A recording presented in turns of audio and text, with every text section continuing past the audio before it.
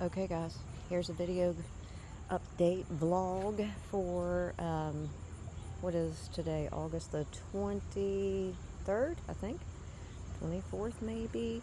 And here is the enclosure. I'm starting off with the front yard, and here the eggplant, the strawberries, and these right here, I want to mention these. A master gardener friend gave me some tobacco plants. I had no idea they attracted hummingbirds like the dickens. They love these, okay? So plant some, easy to grow, like so easy to grow. I want to save these seeds, so if anybody wants me to share some, let me know, because the hummingbirds need to be fed before they migrate, which I think they're actually in the process of starting to migrate now. It is August, late August. And then these, I just kept pruning off the old leaves. It needs pruning again because I have to prune them every couple of days. But these eggplants have really given me a lot of fruit. Let's talk about this dome. We had problems with this dome because it's the hottest part of my yard, gets the most sun, so I'm thinking, tomatoes and peppers. But we had all of that rain, and it just kept raining, and it infected my tomatoes. However, I just kept on, pruning away, and I got Chip Drop here to give me my mulch. They're really awesome. In fact, I'm going to need more mulch, because if you mulch everything, then you really don't have to water. Eventually, it turns into fertile soil after about a year, or maybe even 2 years. You don't want to plant in wood chip mulch because, there's hardly no nitrogen. It's bound up and with the, the process. And let's see, what do we got here? I never could figure out what this is. I was hoping for it to flower. I got mystery seed packets, plus, that, and being a chaos gardener. I just want to see how things grow. And these tomatoes are tomatoes that I harvested from seed and grew myself from the Mountaineer food bank pantry. Got last year in 2024, I got a really cool like a box of vegetables, and I saved the ones, I just assume they're all organic and they're all heirloom. This one is, okay, but my pepper plants, like the peppers I harvested, totally different story. Now, I ordered these peppers here that I want to show you because I've been waiting for these. If you all remember when Pizza Hut used to put these Peruvian pickled peppers. They were like a sweet, spicy pepper. And I loved them so much. When they discontinued it, I would just, whatever. Anyways, I found out what these were. I got the seeds. And after all these years of missing those pickled Peruvian peppers, as you can see, these are crazy. And here's something so here's my fingers. Here's a pepper. They don't get much bigger than that. So I'm waiting for them to turn red, and then when I pickle them, they're going to be so beautiful in the jars. So I'm super excited about that. And if any of you all know what this plant is, I just don't know. I've Google Lensed it, and each time I Google Lens it, it tells me something different. I also do a lot of companion planting, and I keep mint. I love mint. I love mint for everything.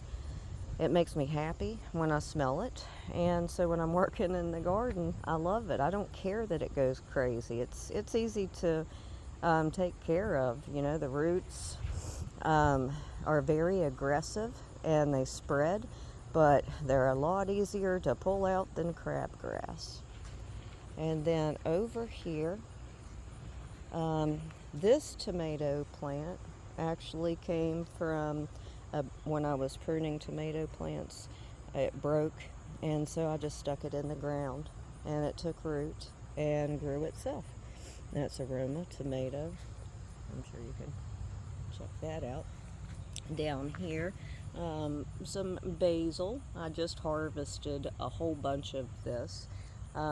This is the regular Italian basil that everybody's familiar with, you know. And then here we have the shishito peppers. And these, they're not hot, but they, you know, they cook like that. A lot of people love shishito, and so I'm like, I gotta try it.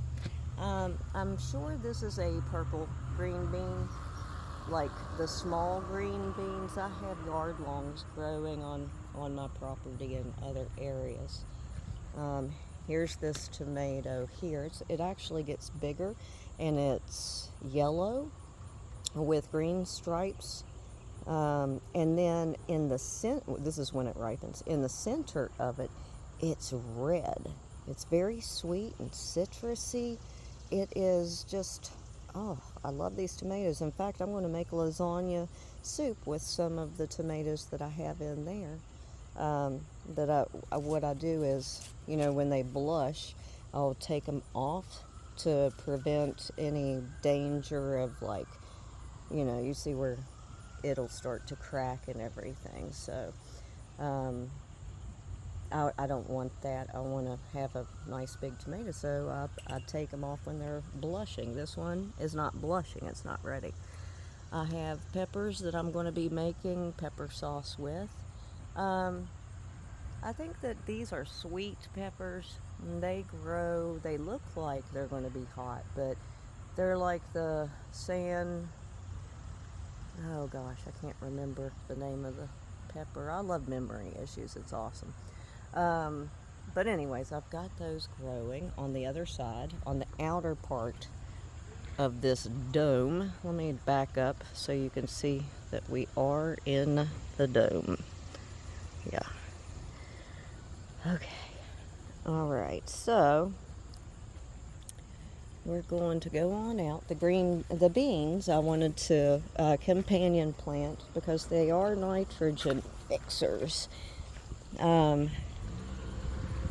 Okay, out here, this one, I had tried to grow chamomile in like so many times. I don't even know. Then it didn't grow, so I planted in some lettuce, and you know, there's different things in there growing. I don't know what that is. Like, it's coming up pretty well. And here's my dahlias. Like, not sure what it is. They're too young for me to Google lens it. And then here is just like a big old companion planter where, as you can see, if you like ginger, you know that this is all ginger, and it's in one of these urns. It's a pretty big urn, as you can see there. I had ground cherries growing out of it. Here's the ground cherries. They're at the end of their season. This is August. Late August. They're at the end of the season, so right now I'm not eating them. I'm just waiting for them to turn yellow so I can harvest seeds, because now is the time to start harvesting your seeds. And here, I am not sure what this plant is. I think it might be a money plant. This looks like a baby version of that big guy right there. So we'll see. Apparently it came in a seed pack, so it's intentional, but that doesn't mean it's great to grow, you know. And here's our little mint. Yes, I love my mint. These are very mild banana peppers. They're not doing that great right now, and they probably won't. They don't like that. So I won't be companion planting those like that. At least the peppers. I want to give the peppers their own spaces, because I did this too. These are those patio peppers. I've harvested everything from them last night. And here's our wild bergamot. And of course I have some dill seed. It's going to seed, and that's cool because that I have a whole bunch of seed drying, but I've replanted some of them as well. And here we have, this peach tree is amazing. It is a blood peach tree, and of course I pruned it all wrong, exactly opposite of what Mira had told me because of memory issues. I mean, I just watched, and looked at everything she sent me, Dr. Mira from the WVU Master Gardener program, and then I came out here immediately to do it, but I remembered it exactly opposite. So I only got one peach off of that this year, and the peach was dark purple inside of the skin. The outside of the skin got really blushed red, but a darker, there were purple, little tiny spots all over it. But when you bit into it, oh my goodness, it was like the darkest purple plum married the best juicy peach. It was just like, okay, it almost kind of like a nectarine even. It was amazing. So I am going to let this guy get really strong, and I'm going to wait. I'm going to do my pruning differently next year. I could say that. Oh, let's see here. Here's the rest of everything. Not much has changed over here since my last update, except I added a catnip, and look what they're doing to it. They're eating it. They're going crazy over it, my two cats. And here I'm really hoping that I want to let this grow out, go crazy, because when I come down my steps very carefully, I want to smell lavender. So next year, I'm hoping that because that's its first year, I'm hoping for it to really take off. And then here we have those awesome stuffing peppers. I'm waiting for this one to turn red. I'm thinking Marconi, but it doesn't want to turn red. And then these guys are the pepperoncinis, and plan on pickling those. I've already harvested. Oh, I'm looking. Have I been doing this the whole time? Okay, guys, sorry about that. You missed everything. Gee, my knees.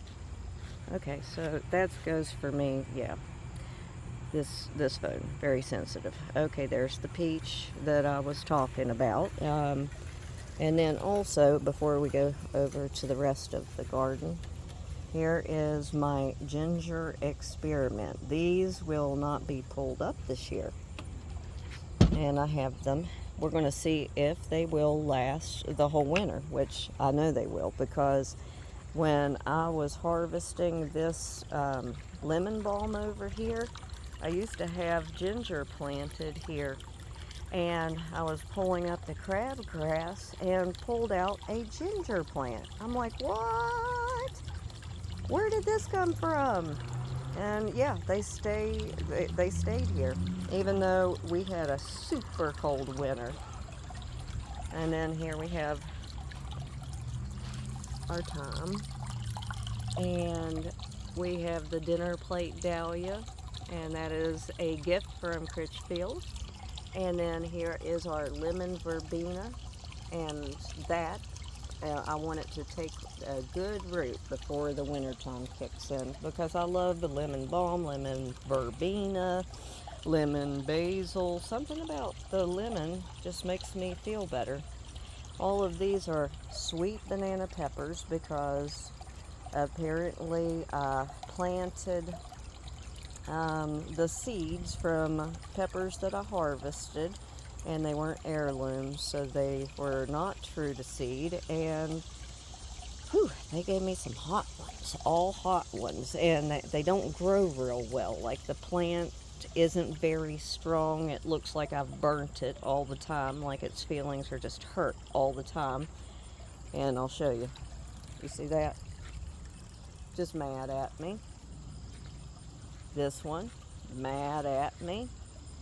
And look at this guy. Yeah, mad. So I planted a whole bunch of sweet pepper plants and sweet banana pepper plants because I make a recipe that I love.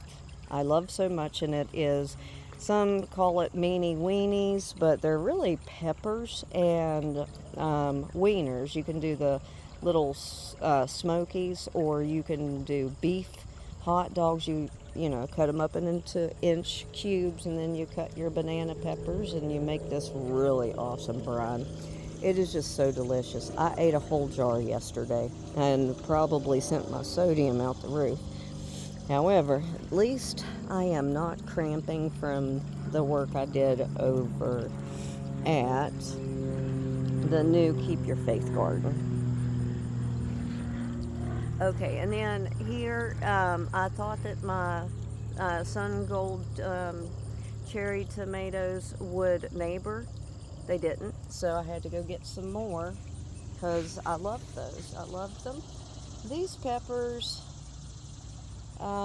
these are also from seed, so one of the peppers was true, and we have some really great growth. I think that these also are the Marconi, or the Italian stuffing pepper. They have different names and different breeds, but they grow big and they turn red, and you can stuff them with seafood stuffing and sausages and everything.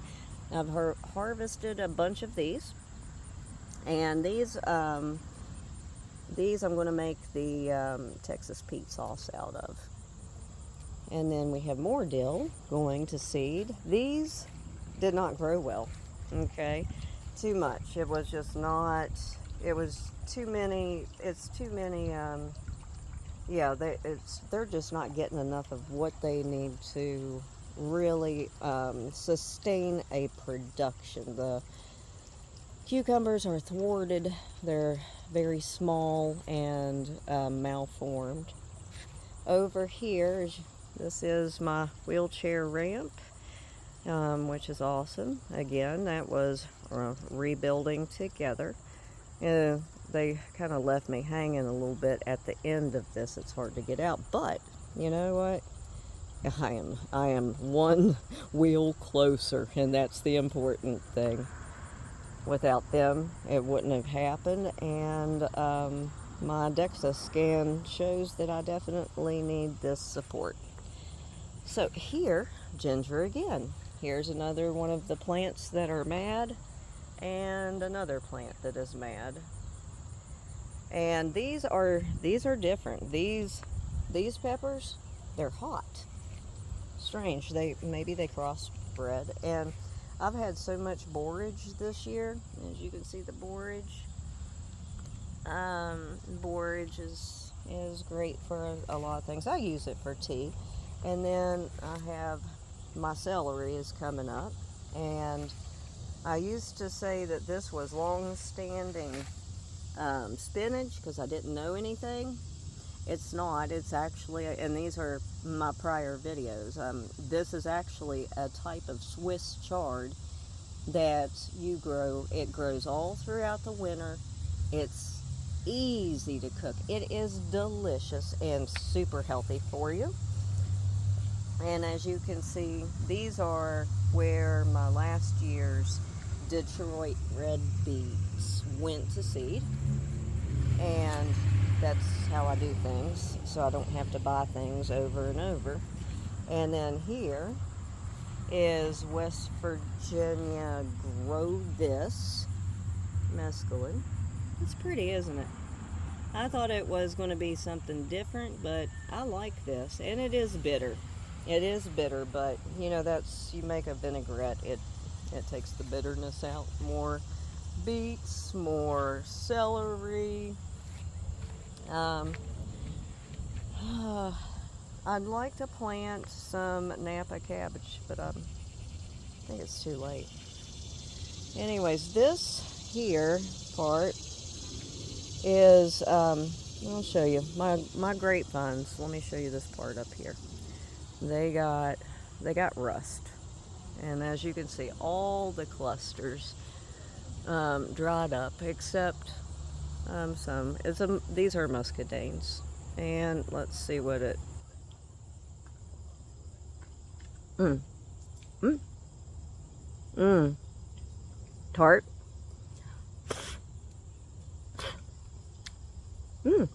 That one had 2 seeds. Delicious. Next year, I'll be getting aggressive with it, because now I realize they don't just bear grapes at one time of year, form their grapes. I mean, they have the season, but I have some on the outside of the fence that are, they have brand new clusters, and I had no idea that happened, so I just had left it alone because, you know, I like the privacy, but I can't like pickle or can these leaves because of the rust. There's not a lot that I can do with it.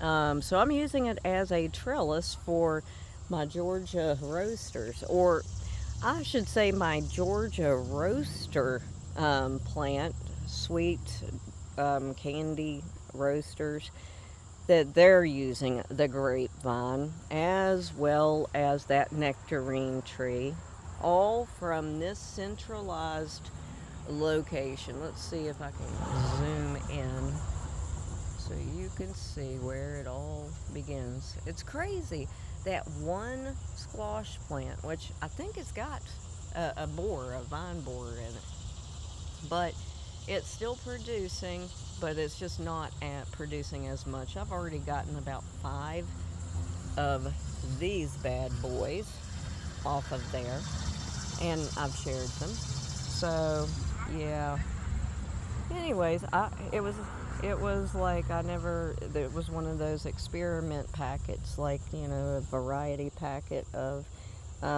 different squashes, and this was where I had all of my cucumbers. They're still there, but they've already seen their pink. They were super producers, pickling cucumbers.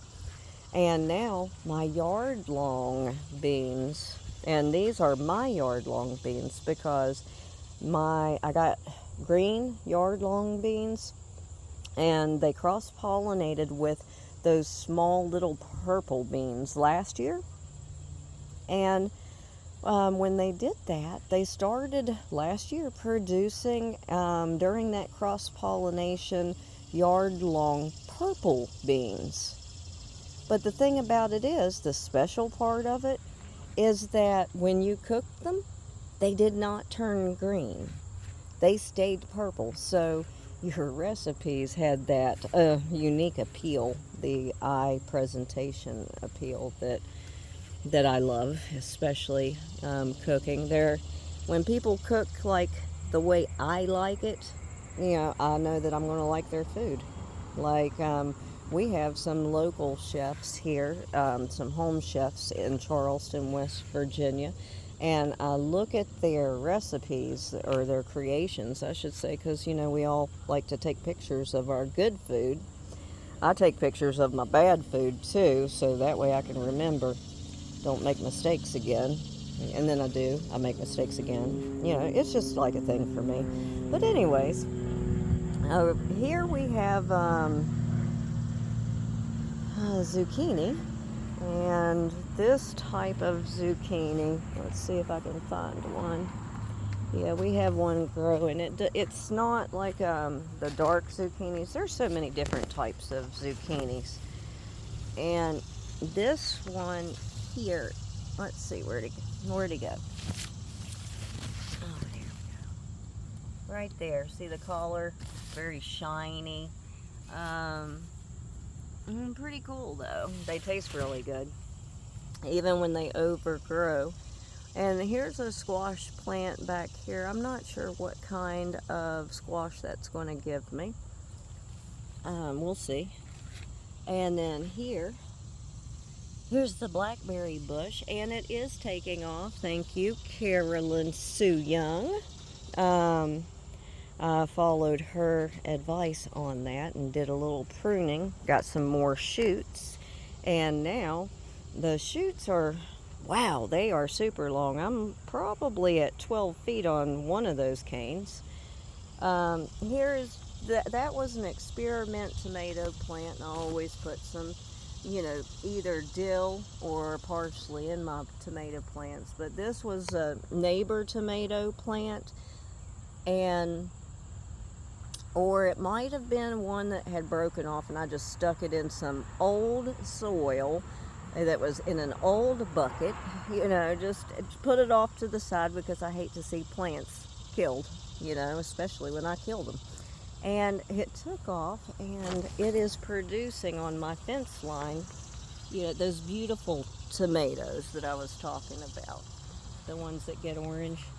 And then over here, I didn't, this looks like a little knob and like little pieces, put together, but I had construction, so a lot was dug out during the installation of that. It's getting hot already. Of that wheelchair ramp. So here, it was covered up with too much soil, so most of my okra didn't come up. So this is 2 plants of okra, and this is the first year I've had these raspberries. They're getting too much shade, but we'll figure that one out next year, because I'm just not pressuring it or saying, please produce fruit for me this year. Something happens when you get older. Patience, it's crazy. Okay, and here is all an experiment to see how things will grow. And I just threw a whole bunch of seed out here. Here we have yard longs, we have different winter squashes interwoven with cucumber, like not the type of companion planting I would recommend ever, even in a small space, because to get these things, like I have tomatoes in here too, believe it or not, and it's just, to pick a green bean, you have to get all those pricklies on you, and those pricklies, like where I have papery skin, it just looks horrible. Here's my neighbor's fence, and then there is my T-post trellis that I designed along with an art easel for middle support. And, yep,